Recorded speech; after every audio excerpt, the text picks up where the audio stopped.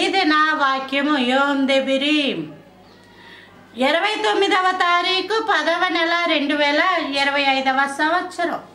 మన దేవుడు ఇస్తున్న చక్కటి మాట కొరింథీయులకు రాసిన మొదటి పత్రిక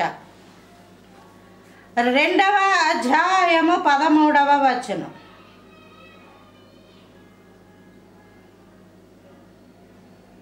మనుష్య జ్ఞానము నేర్పు మాటలతో కాక ఆత్మ సంబంధమైన సంగతులతో సరిచూచుకోవాలట.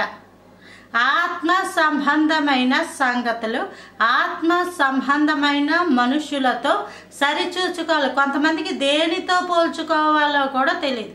మనుషులను జంతువులతో పోలుస్తారు, జంతువుల్ని మనుషులతో పోలుస్తుంటారు. కొంతమంది మనుషులను రోడ్డు మీద వెళ్ళే వాళ్ళతో పోలుస్తుంటారు. రోడ్డు మీద వెళ్ళే మనుషులు పలానా అంతకన్నా దుర్మార్గులైన వాళ్ళతో పోల్చుకుంటుంటారు. కొంతమంది వారి యొక్క జీవితాల్లో చీకటి కార్యాలను చేస్తూ దాన్ని బట్టి వేరే వాళ్ళతో పోల్చుకుంటూ వాళ్ళు ఇంకా పాపాలు చేస్తారు, మేము ఇంకా ఒకటో రెండో అంటారు. ఈ ఒకటో రెండో చేసి వాళ్ళు ఎక్కువ చేసిన వాళ్ళతోటి పోల్చుకుంటూ వీళ్ళు నీతిమంతులు అనుకుంటారు. అలాగే ఒకటి చేస్తున్నవాడు 2 చేసేస్తున్నారు, ఘోరం పాపులు, నేనైతే ఒకటే చేస్తున్నాను అని ఏటేటో వాళ్ళు పోల్ చేసుకుంటుంటారు.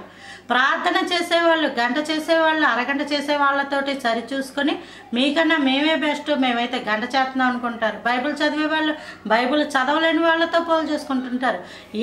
ఎవరితో పోల్చుకోవాలి? మనం బైబిల్ గ్రంథంలో ఉంది. అపోస్తలుడైన పౌలు అంటాడు, నేను క్రీస్తుని పోలి నడుచుకొనుచున్న ప్రకారము మీరు నన్ను పోలి నడుచుకొనుడు అన్నారు. మనం దేవుణ్ణి ముందు పెట్టుకోవాలి. దేవుడు ఎలా ప్రార్థించాడు, దేవుడు ఎలా సమాజ మందిరాలకు వెళ్ళాడు, దేవునికి ఏం అలవాట్లు ఉన్నాయి, మనకేం అలవాట్లు ఉన్నాయి, దేవునికి వాడుక ఏంటి? సమాజ మందిరాలకి వెళ్ళి బోధించడం, ప్రార్థన చేయడం, పెందల కడే లేవడం, ఇవన్నీ దేవుడికున్న అలవాట్లు, దేవుడికున్న పద్ధతి, జీవన విధానం, తండ్రితో ఏకాంతంగా మాట్లాడడం. మన జీవితాల్లో అటువంటి కృప అనుగ్రహించును గాక. 40 దినాలు ఉపవాసం ఉండి అరణ్యంలో శోధించబడే అలవాటు ఉంది దేవునికి. ప్రార్థించుకునే కృపావరం ఉంది. అటువంటి ప్రార్థన మనకే అనుగ్రహించబడును కానీ దేవునితో మనం పోల్చుకోవాలి. ఏ సేవకులతో పోల్చుకోకండి, ఏ సేవకురాలతో పోల్చుకోకండి, సంఘాలతో పోల్చుకోకండి. మాదే ఈ యొక్క ప్రాంతాల్లో గొప్ప సంఘం, అది కూడా పోల్చుకోకండి. గొప్ప సంఘం కాదు, పరలోక రాజ్యంలో ఎంతమంది ఉంటారో సంఘ విశ్వాసులు, అదే ప్రాముఖ్యం. ఒక్కలున్నా చాలు, ఒక్క విశ్వాసే ఉన్నా ఆ ఒక్క విశ్వాసం పరలోక రాజ్యంలో ఉంటే చాలు.